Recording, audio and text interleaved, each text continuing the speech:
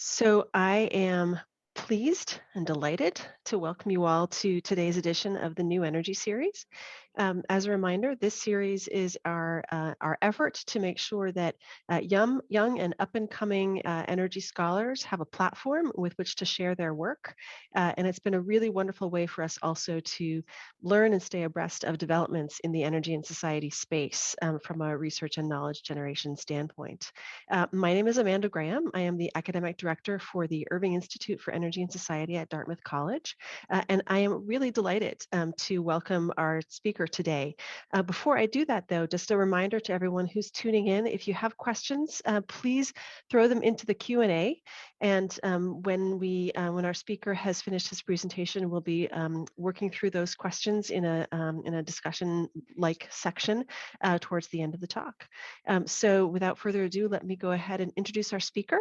I'm delighted to have Professor Roman Sidortsov with us today. Roman is at the Michigan Technical University. He's in the social science department, and his focus is on energy policy there. And Roman has a wonderful background. His PhD is from the University of Cambridge in polar studies and geography. He has 2 degrees from the Vermont Law School, his LLM and his JD. And his bachelor's and master's degree in law are from Irkutsk State University School of Law, which is in Siberia, which is where he grew up. And he has been, or he was for many years, a global energy fellow at the Vermont Law School. And he has a really broad teaching portfolio that ranges from renewable energy, alternative fuels, energy policy and technology, energy and climate, and energy security and justice. And while he was at Vermont Law School, he co-authored an important text, which is Energy Security and Equality and Justice with Benjamin Sovacool, which is one of the important texts from the earlier part of this decade.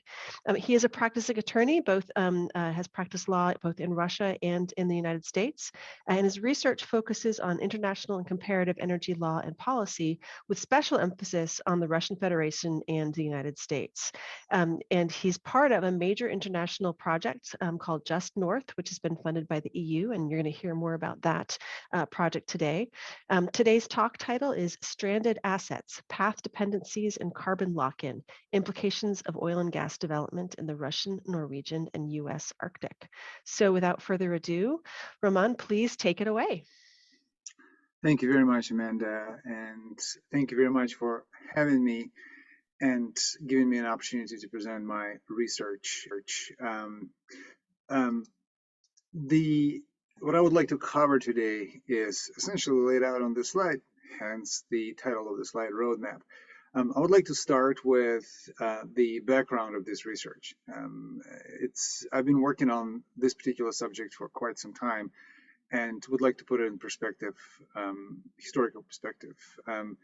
Then I would like to go into Arctic oil and gas development narratives, and as well as the highlight the development in the Arctic oil and gas development and in the Arctic in the context of the ongoing energy transition, what it actually means. Then I would like to turn into past, present, and future, a brief overview of oil and gas development in these 3 jurisdictions, 3 countries, and highlight the 3 projects that currently are part of this study. Then I would like to pivot and just say a few words about energy justice, just to highlight the framework that we are using to conduct this study. I suppose then we'll move to Q&A, which I'm really very much looking forward to. Okay, so where did this study originate? Well, this is how I actually became interested in climate change, in climate change and in oil and gas. And it all happened just several miles up the interstate from Dartmouth at Vermont Law School, and it all happened with me taking several climate change courses at Vermont Law School as part of my LLM in environmental law, and also being brought into a Arctic project by Betsy Baker. So Professor Baker created a group of young researchers that were interested in all things high north. And in that particular project, we looked at the national regimes for oil and gas development. And this is really how I learned about what is happening in the Arctic. And in light of the climate change courses, I asked very logical, in my view, questions that, why are we talking about this massive, massive, massive development, this massive resources, when we are essentially seeing that the climate and climate policies and oil and gas development are on the collision course. Um, um, then I actually ended up doing my thesis, my LLM thesis, by looking at a development in the South Kara Sea, or potential proposed development, through the lenses of carbon lock-in. I came up with a tool that would essentially look at the carbon dependence of a particular oil and gas project. So essentially the amount of emissions that would be emitted for this project to be profitable. So then I took this idea to my PhD, but then I decided to broaden really conceptually and start looking at this kind of issues from the standpoint of risk, and in particular risk governance. Then came time for Just North, and Just North is a very large project. It's almost scary how large it is. It is part of the Horizon 2020 scheme. It's funded by the EU Commission, and what's particularly gratifying about this project, at least from my perspective, is that the concept behind this project was really envisaged by my colleague, Corinne Wood Donnelly, who is currently at Norwegian University in Norway, and myself. So we sat down after a workshop and came up with a concept, then were able to sell this concept to many academics, mostly in Europe, and it took us about a year to put this project together and submit our application. And to our absolute surprise, we got funded. So this project comprises about 50 researchers. There are 18 entities, mostly universities and research institutes. It also spans 12 countries. Represented, that these entities represent.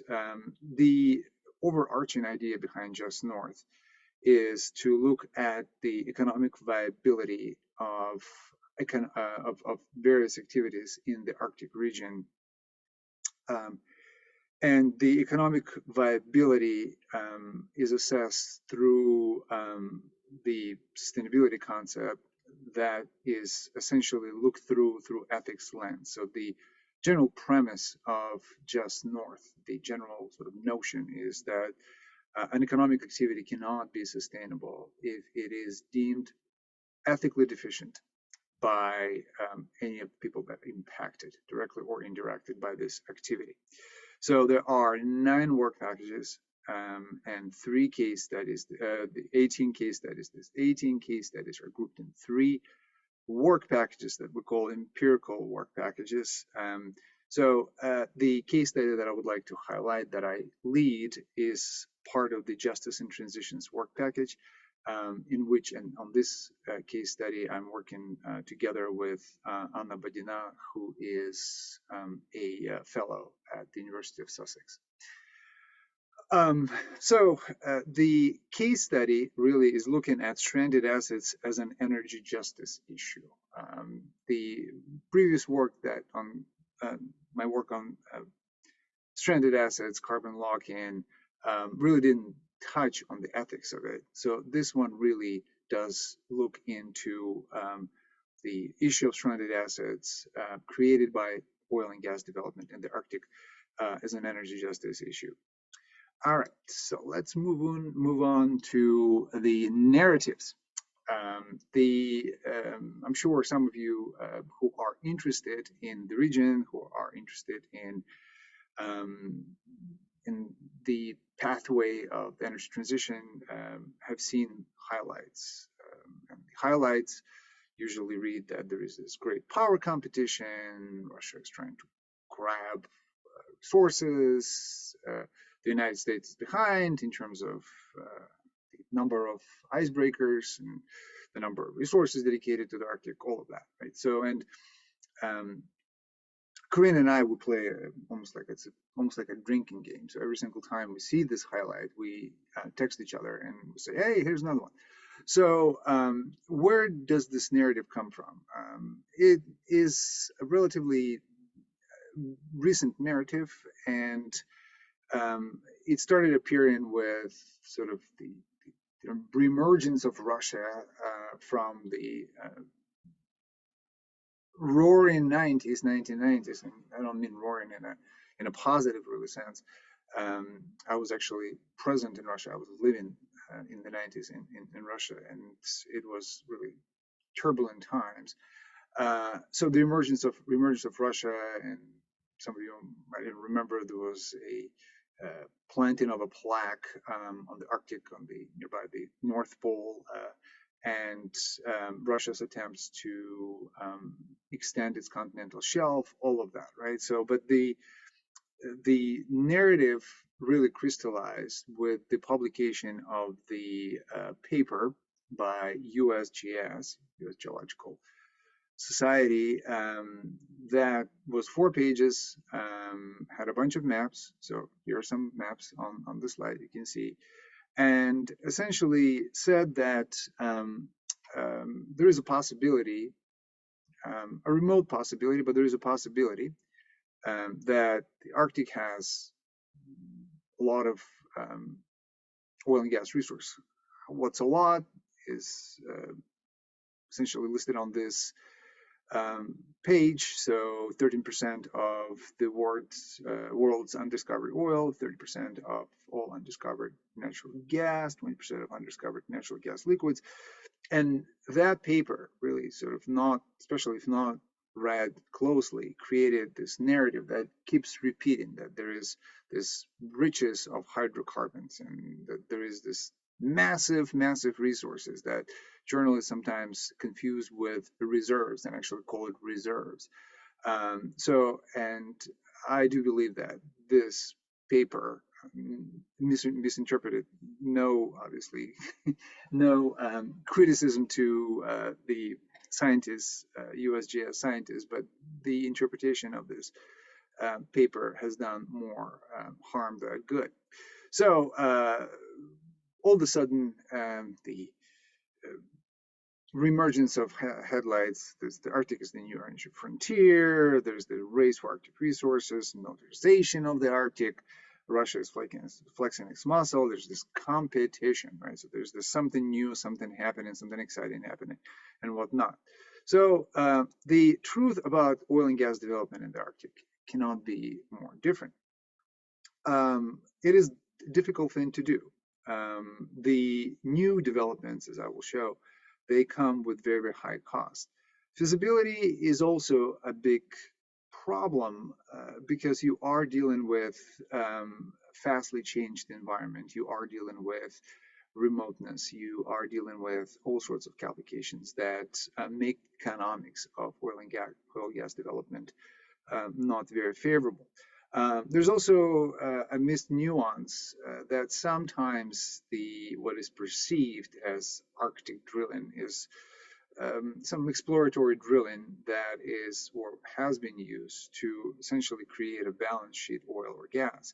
So make a discovery and book, and if you book this asset, if you book that discovery, actually increases the value of your company, although you might never be able to go and fully develop this deposit.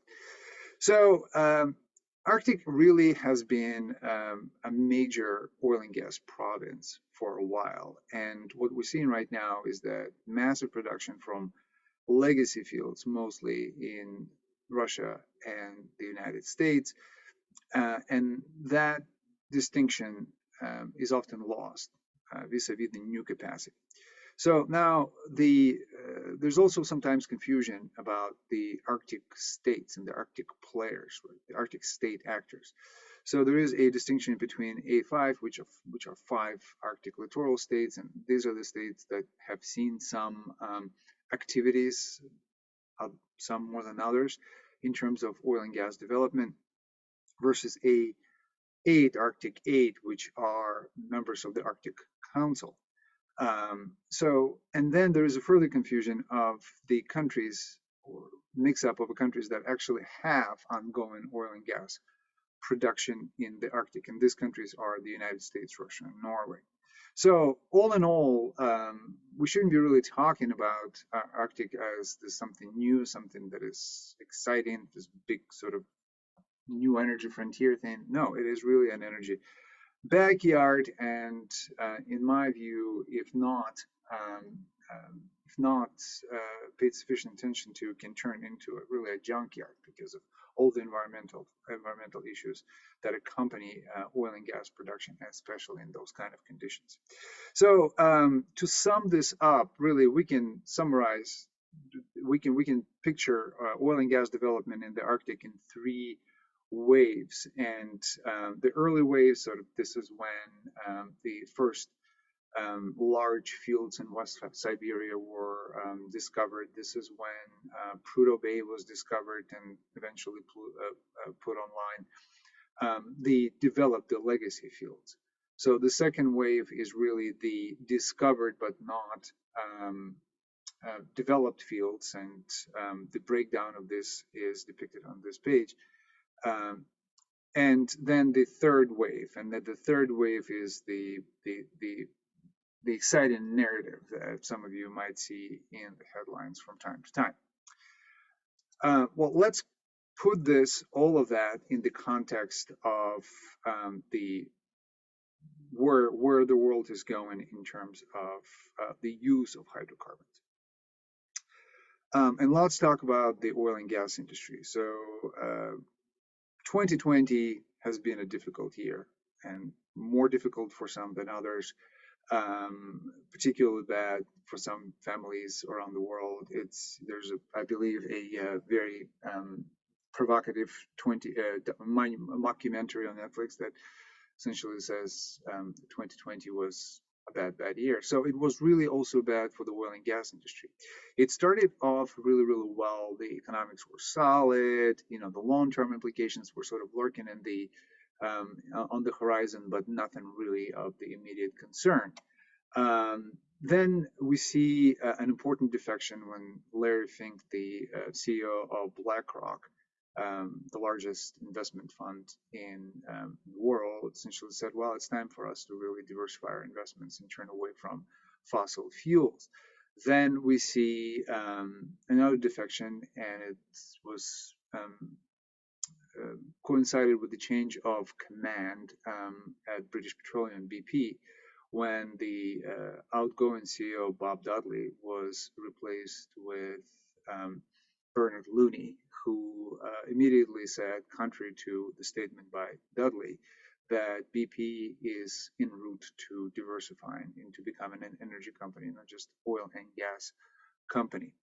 So then what followed was a game of chicken played between Mohammed bin Salman, the crown prince of Saudi Arabia, and Vladimir Vladimirovich Putin, and that was all about essentially not cutting production to keep up a certain price level. So that game of chicken resulted in a drop in oil price. And just when everyone didn't think things could go worse for the oil gas industry, the pandemic hit. So the hit of the pandemic is depicted can be understood really well in these 2 charts, which depict the price of oil, the American benchmark crude, West Texas Intermediate, and the European benchmark crude, benchmark crude, which is Brent. So at one point, there was so much production in the United States that producers actually had to pay to take that oil off their hands. So, and that's the dip on the graph above. So more defections and self-flagellations, I would describe as some statements by heads of oil and gas companies, voluntary devaluations of their oil and gas assets, can classify as that. And then towards the end, the same Larry Fink sends another letter to investors and says, well, I didn't think I was going to be this right about our divestment or the need to divest from oil and gas, but I was certainly right, and we are definitely accelerating this process, and everybody should do so as well. So it is, I think, appropriate to talk about 2020 is the peak oil year.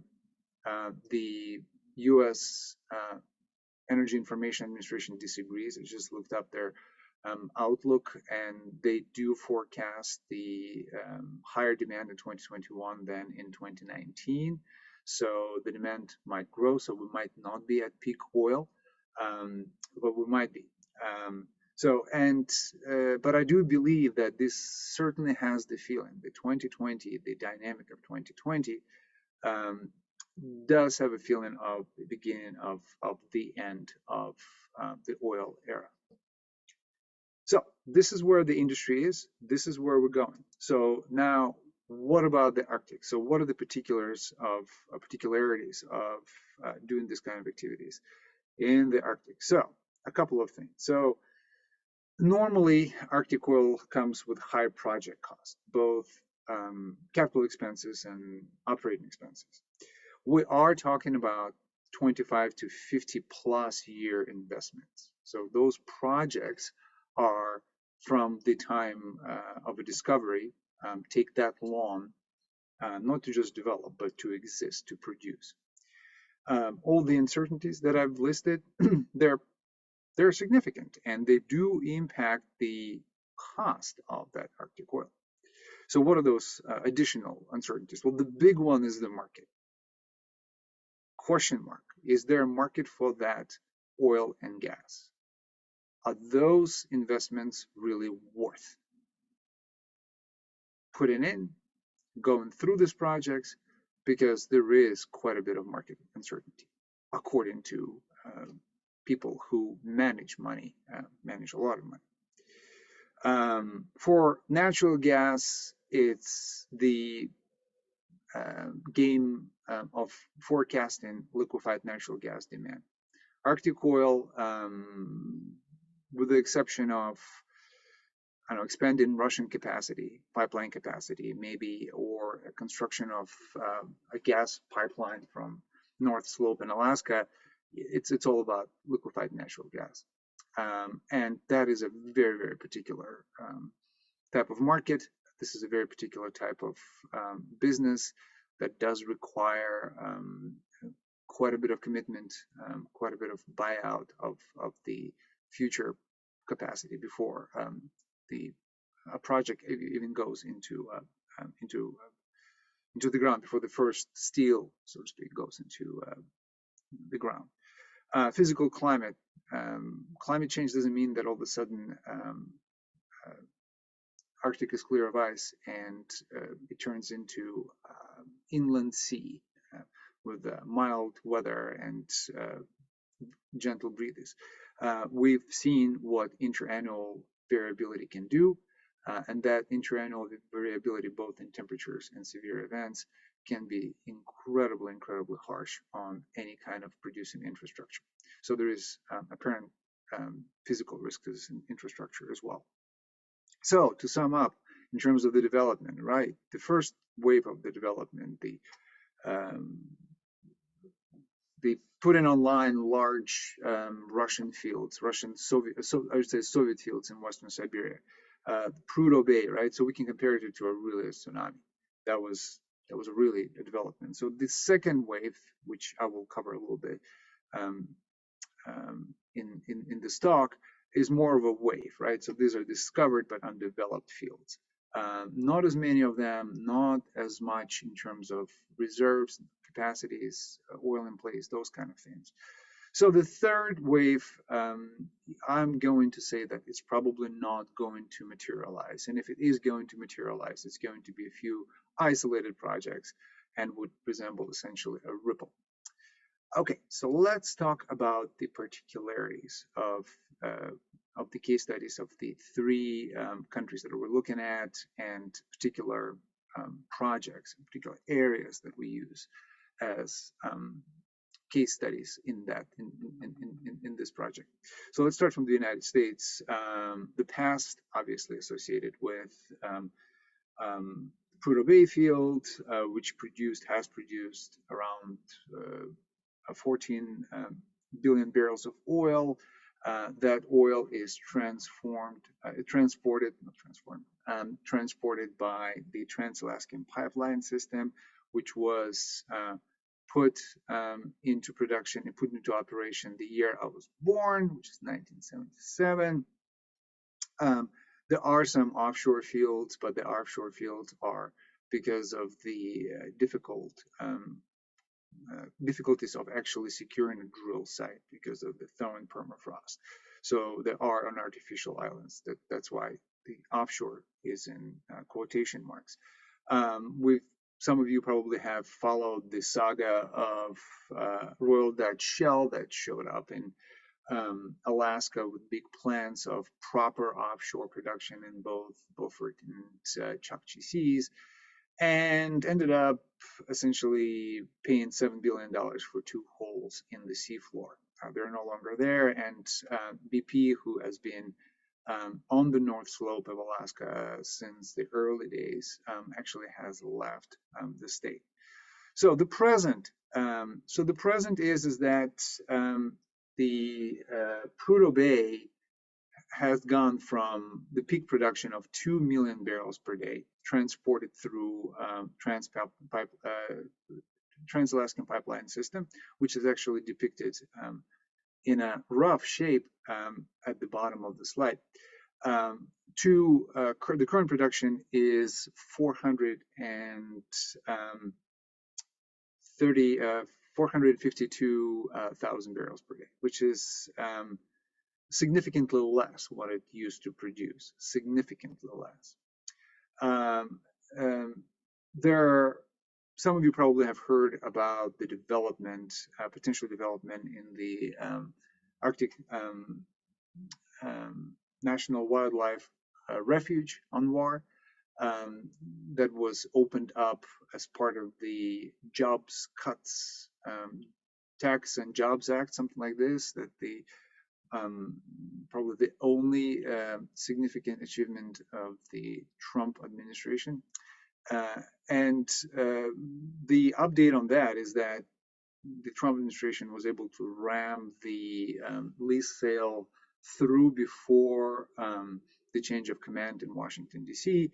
And this hotly anticipated lease sale resulted in two purchases by two private companies, of one each license block. So if you look at the slide, the areas in light brown and dark brown are the license blocks that these two companies, smaller companies, bought. The rest of the acreage or purchased acreage, which is in blue, was purchased by essentially an arm of the state of Alaska. So the interest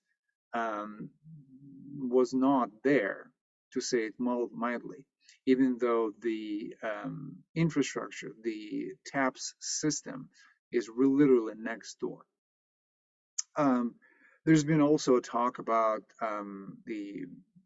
essentially building a pipeline, natural gas plant from North Slope down to southern Alaska and building a liquefaction plant. And the last time I've heard, it was just still very much in the development, and a big question mark. There's a big question mark if it ever actually happens.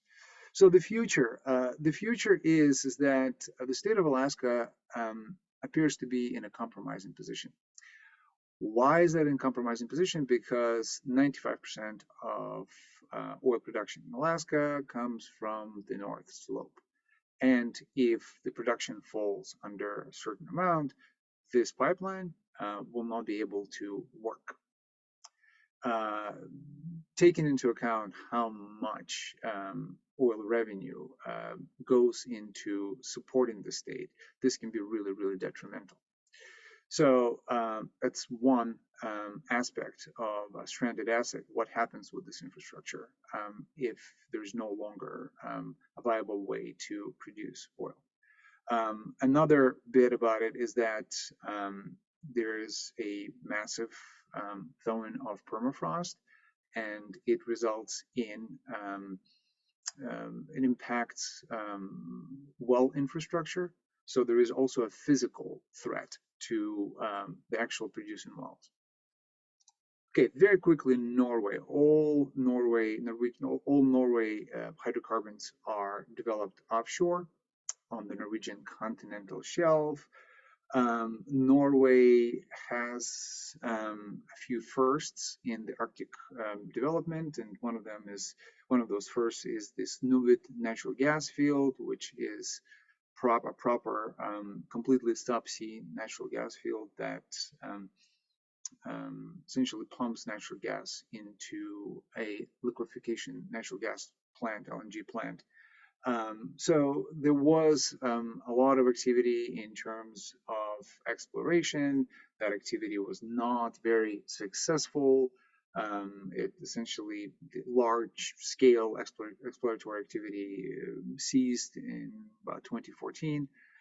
So the present, the Goliath field, and this is the platform that is used to develop this field and produce from this field on this slide, which is a project in our case study.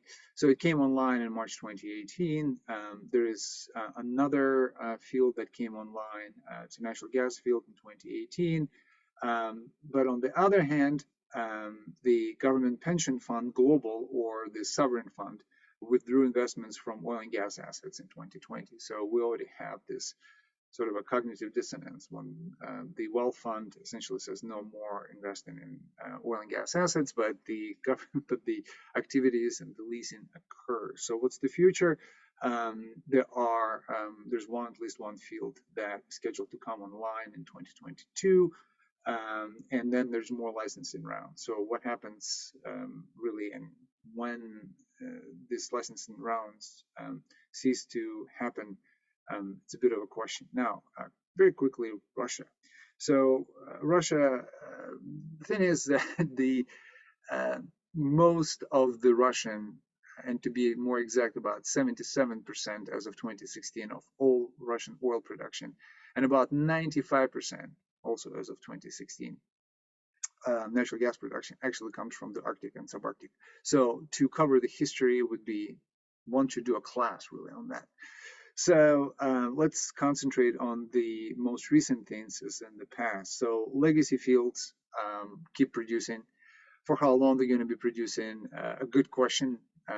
Certainly a highly guarded question. Probably my guess probably would be maybe 10, maybe 15 years. And they will be experiencing gradual decline. Some new developments, such as the Prirozlomne field developed by Gazprom. That's the platform, oil platform that Greenpeace activists tried to scale in 2013. So the newer developments are also in the South Kara Sea, but the present one, the big one, the highlight that we are looking at in this case study is the Yamal LNG presented by Novatec. And here are some stats about Yamal LNG. It was heavily subsidized in various forms. There's a very good report on subsidies to it that I had the pleasure of reviewing out of Norway. So the future is very puzzling, given where the world is going in terms of its use of energy. According to the newly released Arctic doctrine of the Russian Federation until the period ending 2035, that's direct translation of that title. Russia plans to expand liquefied natural gas production by tenfold by 2035. Plans to develop a massive onshore Vostok field and expand offshore. There were several comments by Russian officials expressing optimism in it, and then there was a bit of a caveat. Even one of those officials said, "Well, but this is all great, and we're definitely doing this. We do have some concerns about the market." So this is where we're at with Russia.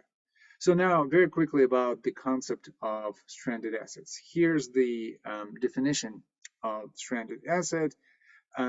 Some criticized the concept of stranded assets because it sort of absolves of any liability of one who intentionally or recklessly create a stranded asset, doesn't have the foresight, the analysis to do that.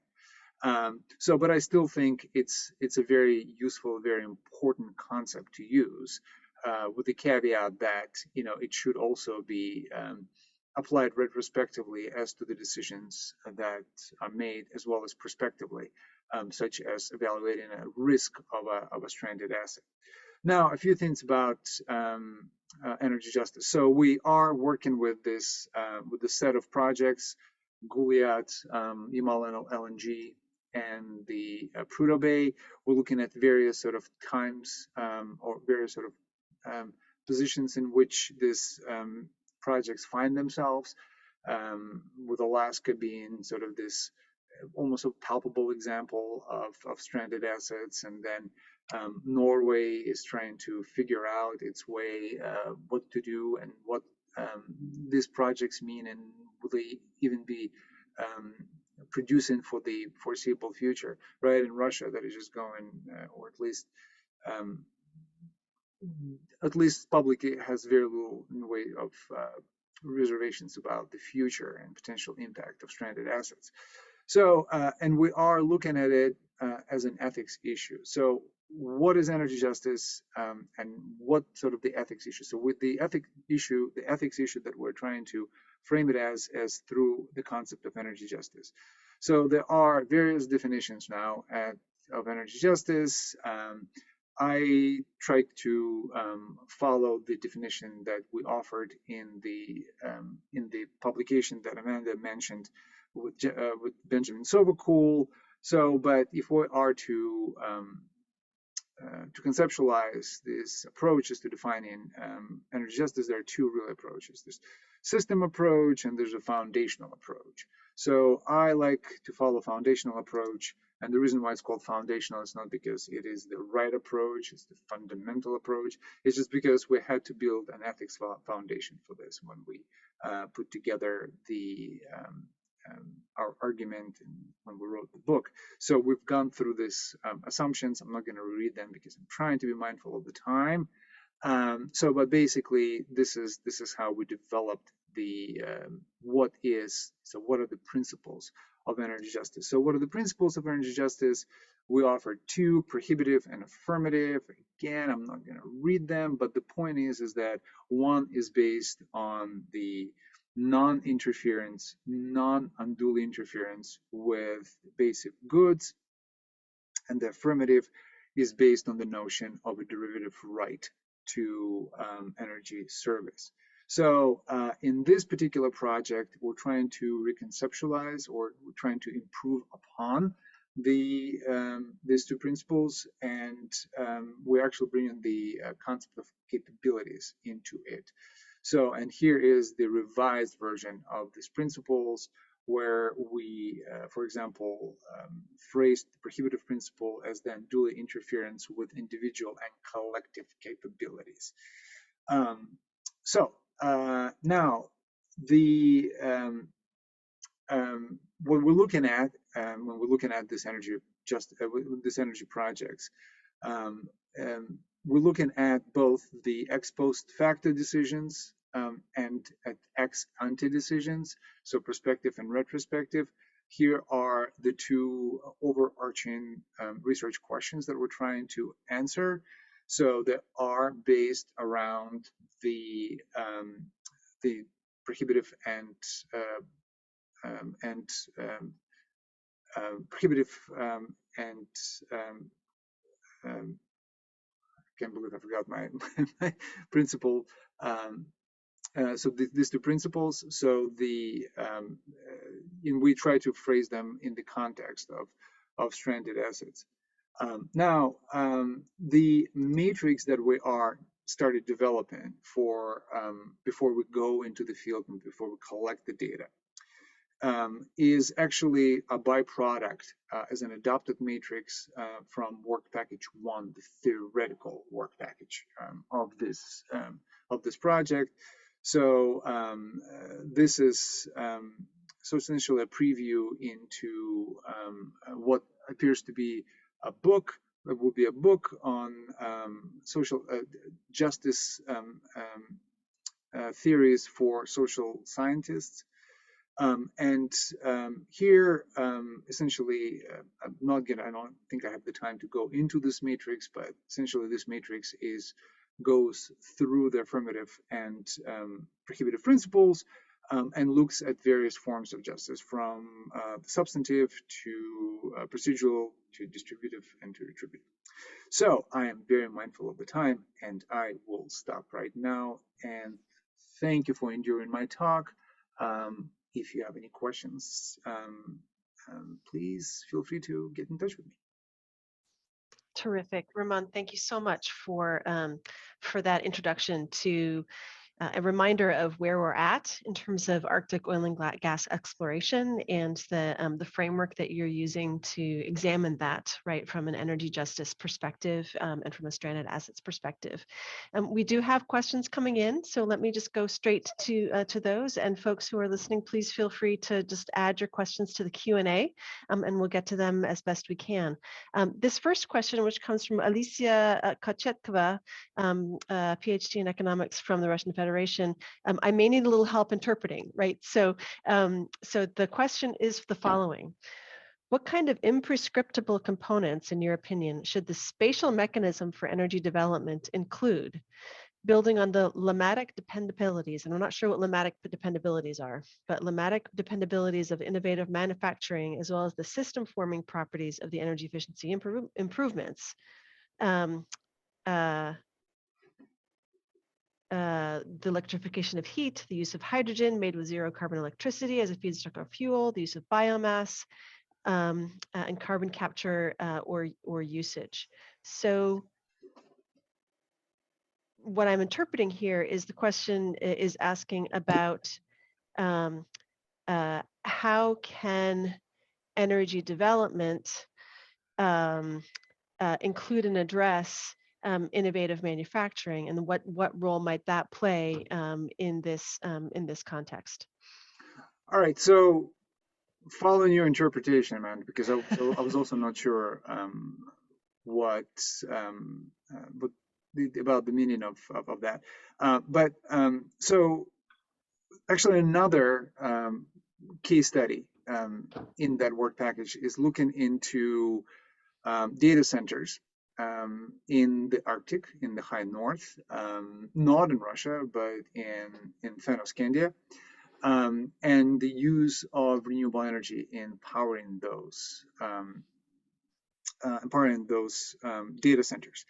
So what the role, I think, in terms of the stranded assets, right? So if we are to look at oil and gas development in terms of as a stranded asset issue, what we're trying to do in this particular, and this is what's emerging in this particular case study, in our case study that I just highlighted, is that we are seeing the sort of the impact on what's known as collective capabilities. When, say, there is an excessive investment into an industry that has a risk of being a stranded asset, right? So then that inevitably impacts collective capabilities of that nation. Might be a region, might be a locality, might be a municipality, can be in the state of Alaska, state, so subnational level, right? So so we're looking at that from that standpoint. So now, if we are to apply the same logic, right? So if we just look at and say, well, do data centers powered by renewable energy, what is the stranded asset risk there? I think that the answer would be, given the pathways, um, current pathways for how the global energy landscape is changing, it is reasonable to say that the role should be much, much, much higher in this kind of innovation, right? In terms of the carbon capture and sequestration, I'm not sure if um, maybe this is the gray hydrogen issue.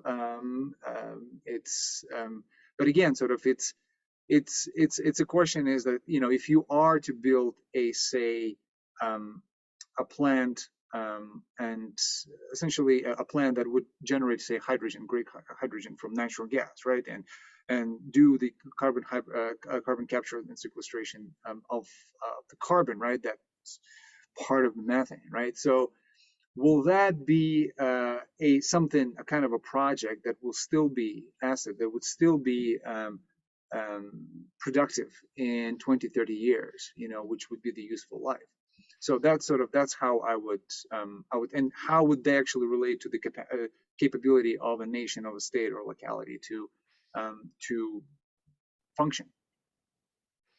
Thank you. That's actually really helpful. And I think that concept of collective capabilities, right, and what we are setting ourselves up for, right, with certain developments or dependencies on one versus another, fuel source or technology development. That's a critical concept here. So we've got a couple of questions on ANWR from Richard Ranger, who first of all asks for a clarification.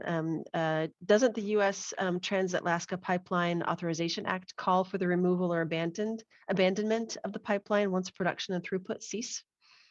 For a quick clarification. Yeah, but that's the pipeline, but it doesn't include all the other infrastructure that is there. So yeah, that's correct. Okay.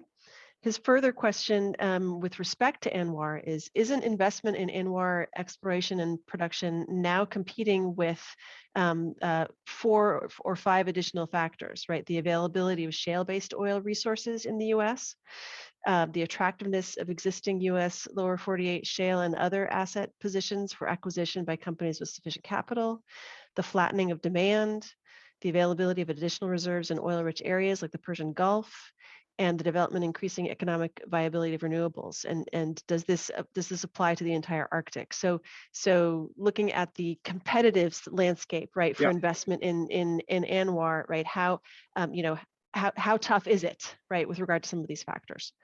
The answer is yes, and I don't know in terms of the exact economics of on-par oil. It's Yeah, I mean, it's until like a proper exploration is done, it's really hard to tell, like, what are we talking about? I mean, I think the estimate is about 10 billion barrels of oil. I'm not sure if it's a reserve or a resource classification. I think it's more of a resource classification. So it's maybe possibly, there will be 10 billion barrels of oil. So, but Richard's absolutely right. It's not just where it's not just the demand. Demand obviously is the big market, and demand is probably the biggest factor, considering that, well, maybe we have reached the peak oil, right? But it's also competition with lower cost oil, and Arctic oil is not cheap. Anwar oil, we don't know how expensive it is. And on the one hand, it's on land, so it's not offshore. It's not nearly what Goliath oil cost, for example, not nearly what Prirozlomne oil cost. And by cost, I mean not just the cost to the producer, but the cumulative cost, including all the subsidies that went into it, right? So it is possible that Anwar oil will be actually more competitive than other, say, offshore Arctic oil, and because of Okay. the infrastructure and whatnot, right? Okay. So, but in terms of the competition with, say, shale oil, right? So that's another interesting question, because shale oil economics, it's my understanding that it's also can be very, very marginal, right? So especially in comparison to the legacy fields in Russia, which are low cost, and obviously the large oil fields in the Middle East, in Saudi Arabia in particular, which are a fraction of what the cost of say petrozlomne oil is. So yeah, so it's sort of the writing is on the wall, and I think sort of the interest or the lack of interest in Anwar shows that producers are really, really aware of that. Thank you. From Jackson Robinson, a good follow-up question to that. Are oil and gas companies or states themselves stranded assets? Do any of them have the interest, time, and/or capacity to transform themselves successfully? Oh, such a great question, Yeah. Jackson. Fantastic question. Um, this is more of an existential question for the oil and gas industry, right? So some are trying, some are not trying, some are gambling. So the way I see it, there are two essentially types of oil and gas companies. So like it's three, right? So I would call some state-owned companies, some, not all, some, a bit delusional, right? So when I saw that ambition of tenfold increase in production, that's a bit laughable, I think, um, in light of all the sort of forecasts for demand of oil and gas, right? So there's a second type of a company that is a gambler, and I would say uh, ExxonMobil falls into this category. So right, so if we are talking about peak oil and gradual decrease in oil demand, we also sort of need to calibrate that decrease in oil decrease in this oil demand in sort of a phasing out various production capacities, right? So you have some legacy fields that at some point will die. You have, essentially the demand that is still there for at least 2 or 3 years or 5 years at a certain level. So it's a sort of this a seesaw type of decline that we will see. So and I see sort of at least the moves that companies like ExxonMobil are actually to capitalize, to try to sort of to gamble on that seesaw pattern, right, and sort of capitalize in some ways. So and then there are those who try, and those who try are companies like BP, for example, right? So there's also and not just a purely rational sort of approach to this kind of things, because you also deal with career oil people, right? So you have some cultural issues when you are culturally your organization makes decisions a certain way and thinks, aha, we forecast based on our experience that we should maintain this much percentage of our oil and gas business, and diversify in this way. So, but at least there are trying. At least there is a um, not just a lip service to the global community that they are thinking about it, but actually some moves. So, and my guess, and this is a really, really not an educated guess, is that gamblers will not going to, I mean, they will succeed in year one and maybe year five and maybe year seven, but eventually, it's if I were invested in those kind of if I invested in those if I were invested in those companies, I'd be pulling my investments right about now. The delusional state companies, I mean, they go with the political will, but those who try, who knows, some of them might actually succeed. Not all of them, but some of them might succeed. Okay, thank you. We're getting pretty short on time here, so this may be a quick last question for you from Brandy Spidell. Do you have any comments on how the potential development of hydrogen and ammonia resources, especially as potential fuel in the transportation industry, over the next 10 to 15 years may affect further development of natural gas and oil development in the Arctic as you've outlined it here today? So real quickly. Yeah, it's a very good question. They're fundamental questions. Um,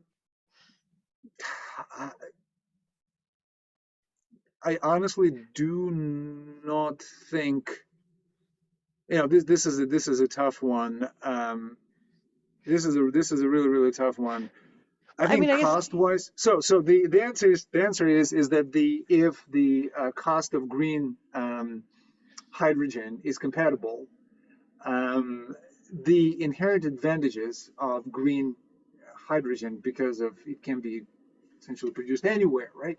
Um, Sort of that might render those kind of undertakings stranded assets in the Arctic. Um, so that would be probably as close as it can come. But yeah, but yeah, will it impact? Probably will, because right, sort of if you go through your market options, right? So if you are to invest in a project, or a developed project, if you are a corporate actor, right? So, and what are your market options? Okay, so all right, so this market is dwindling down. This market, or maybe hydrogen. All right, so with the hydrogen market vis-a-vis the cost savings in green hydrogen. So yeah, so yeah. I think this is how I would look at this thing.